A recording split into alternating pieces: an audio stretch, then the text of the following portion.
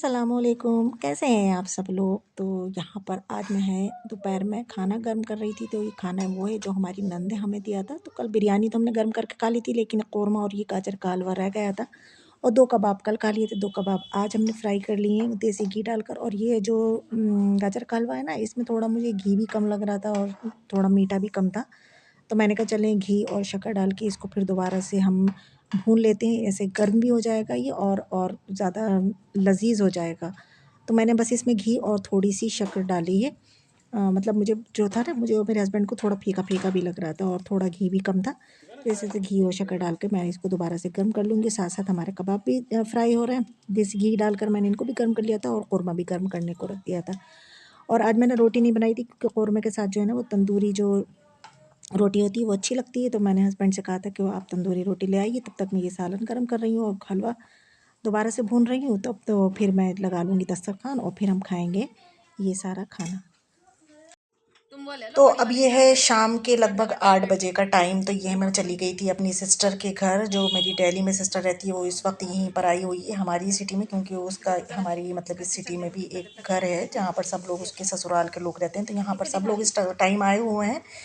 और मैं गई थी उसकी सास की मतलब सास अम्मी की अयादत के लिए, क्योंकि उनकी तबीयत ठीक नहीं है। तो उनकी अयादत के लिए गई थी। और आज मैं यहाँ पर नहीं, मैं अपनी भी मतलब मम्मियाँ सास की अयादत को गई थी। उनकी भी तबीयत ख़राब है। तो आप लोगों से गुजारिश है कि आप लोग भी उन लोगों के लिए दुआएं करें। अल्लाह पाक सब बीमारों को शिफा अता फरमाए, आमीन सुम्मा आमीन। तो ये मेरी भांजी जो है और मेरा बेटा, ये दोनों जो हैं बैडमिंटन खेल रहे हैं वहाँ पर। तो अच्छा, यहाँ पर जाकर ना बिल्कुल ऐसा लगता ही नहीं है कि हम अपनी बहन के ससुराल में आए हुए हैं। मतलब कि इस वाली बहन के नहीं, मतलब हम किसी भी बहन के ससुराल में चले आए तो ऐसा लगता ही नहीं है कि हम किसी के ससुराल में आए हुए हैं। ऐसा ही लगता है जैसे हम अपने मैके में ही हैं। माशाल्लाह माशाल्लाह। तो हम लोग सब यहाँ किचन में खड़े हुए थे और साथ ही साथ हम लोग नाश्ता भी खुद ही तैयार कर रहे थे। लेकिन साथ में उनकी खाला बेगम और वो हुमैरा लगी हुई थी। लेकिन हम लोग जो थे किचन में ही घुसे हुए थे, वो वहीं पर ही वीडियो शीडियो जो थी वो बन रही थी। तो यहाँ पर हमारे बहनोई साहब जो हैं, ये हमें ये जो थे ना ऑरेंज छीलना सिखा रहे थे, उसके साथ नाइफ के साथ। तो मैंने इनका एक स्क्रीनशॉट भी लिया है, वो वीडियो बनाई है, वो मैंने शॉर्ट्स वीडियो पर लगाई थी। अगर आप लोगों ने नहीं देखी जाकर देख लें कि वो कैसे मतलब मैंने बताया। तो खैर मैंने इसमें भी शामिल करा है, वो शॉर्ट्स जो है आप लोग देख सकते हैं। तो ये मैं यहाँ कह रही थी, अच्छा जो हमें मुरादाबाद से गिफ्ट मिले थे, मैंने उसकी भी वीडियो बनाई थी, मगर मुझसे पता नहीं क्यों डिलीट हो गई वो धोखे से। अब मैं इतना ढूंढ रही हूँ, इतना ढूंढ रही हूँ, मगर वो जो है डिलीट हो चुकी है। मैंने उसका पूरा एक मतलब वीडियो बनाई थी कि मैं आप लोगों के साथ शेयर करूंगी कि मैं हमारी बहन ने हमें क्या गिफ्ट दिए हैं। खैर कोई बात नहीं, खैर मैं उसको तलाश ज़रूर करूंगी। अगर वो मुझे वीडियो मिल गई तो मैं ज़रूर किसी ना किसी व्लॉग में आप लोगों के साथ वो शेयर ज़रूर करूंगी कि हमें हमारी सिस्टर ने क्या गिफ्ट दिए थे। तो यहाँ पर मैं अपनी बहन की ना ग्रोसरी चेक करवा रही थी, क्योंकि अभी ये लगभग 15-20 दिन तो यहाँ पर रुकेंगे ना। रमज़ान से 2-3 दिन पहले ही जाएंगे, क्योंकि मैंने बताया कि अभी सास अम्मी की तबीयत ठीक नहीं है उनकी। तो डॉक्टर ने भी आराम बताया है। तो अभी ये शादी वगैरह भी है इनके यहाँ। तो ये शादी वगैरह सब अटेंड करके, मंगनी वगैरह अटेंड करके ही फिर ये लोग रमज़ान से 2-3 दिन पहले ही जाएंगे। तो यहाँ पर अब चलिए हम चलते हैं अपनी कॉफ़ी की तरफ। तो यहाँ पर कॉफ़ी जो है वो रेडी हो चुकी है, बस कपों में उडेला रह गई है। तो यहाँ पर अब हमने नाश्ता वगैरह कर लिया था। अच्छा, नाश्ता करने के फ़ौरन बाद ही बस ये हुआ कि खाना भी खाया जाएगा। हम लोगों ने बहुत मना करा, खैर खाने को ये माने नहीं।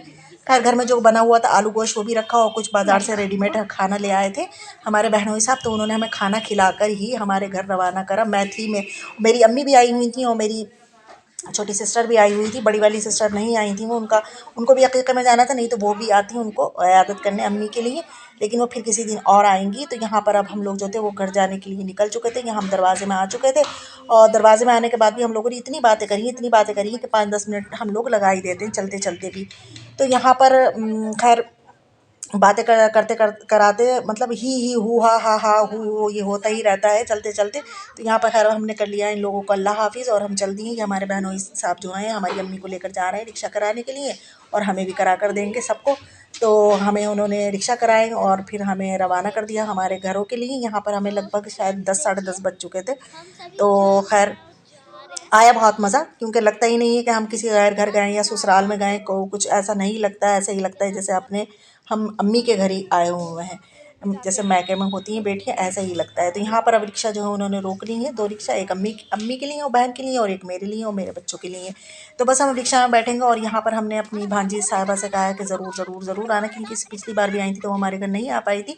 तो मैंने कहा इस बार ज़रूर आना। खैर अब वो किस दिन आती हैं, खैर मैं उसका भी व्लॉग बना लूँगी, आपको दिखाऊँगी कि वो किस दिन हमारे घर आती है। तो बस हम ये चल दिए हैं अपने घर की तरफ। तो अब मैं भी चलती हूँ, फिर मिलूँगी इंशाअल्लाह। अल्लाह हाफ़िज़।